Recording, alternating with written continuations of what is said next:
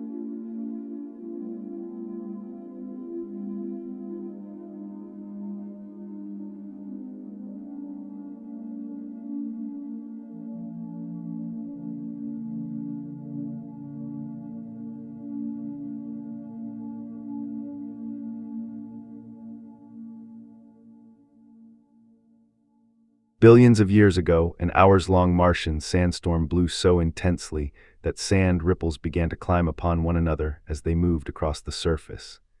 These layers of sediment eventually hardened into the multi-layered rocks seen here. Rock patterns like these are more technically known as supercritical climbing translatant strata and are rarely found on Earth and have never before been observed on Mars. They can only be formed when sustained winds move large amounts of loose sand. Most sedimentary structures preserved in desert rocks on Earth or Mars record longer-term trends from seasonal winds to several thousands of years, but supercritical climbing wind ripples document evidence of storms that lasted only minutes to hours. Scientists believe that to form these structures, either the sand grains were forced up dune and rock edges before falling over and accumulating, or they were being pushed down a slope with slight imperfections in the terrain, causing ripples to build up. While direct evidence of the pressure and composition of the Martian atmosphere over 3 billion years ago is hard to come by, scientists know that the current Martian atmosphere isn't dense enough to move sand with wind on this scale. These rocks, therefore, provide an invaluable insight into the ancient Martian conditions and suggests they were much higher and likely closer to that of Earth than they are currently. The deposits also indicate that the atmosphere was a lot denser at the time than it is now to form these structures.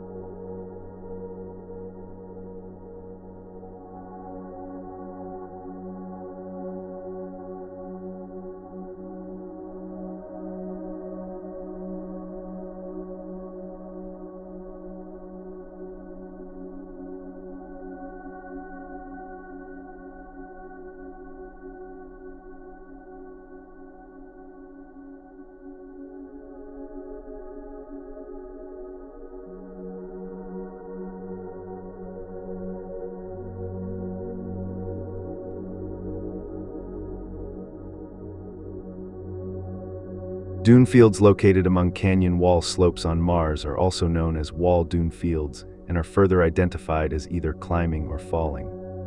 Falling dunes are defined as large bedforms with lee faces, which is the downwind side of a dune on the downhill side, indicating that this is the direction of their migration, and on moderate slopes greater than 10 to 12 degrees. Climbing dunes are formed when wind pushes migrating sand up a steep slope or cliff face greater than 10 degrees, where there is no major wind flow blockage. On Earth and Mars, these types of dunes are largely controlled by what is called microtopography. Physical obstacles can accelerate and decelerate airflow, create turbulence, potentially enhancing erosion, deposition, and transport of dune sediment. This class of dune morphology is relatively rare across Mars. However, falling dunes and climbing fields are frequently located among the spur and gully walls in the melas and coprates chasmata in Valles Marineris.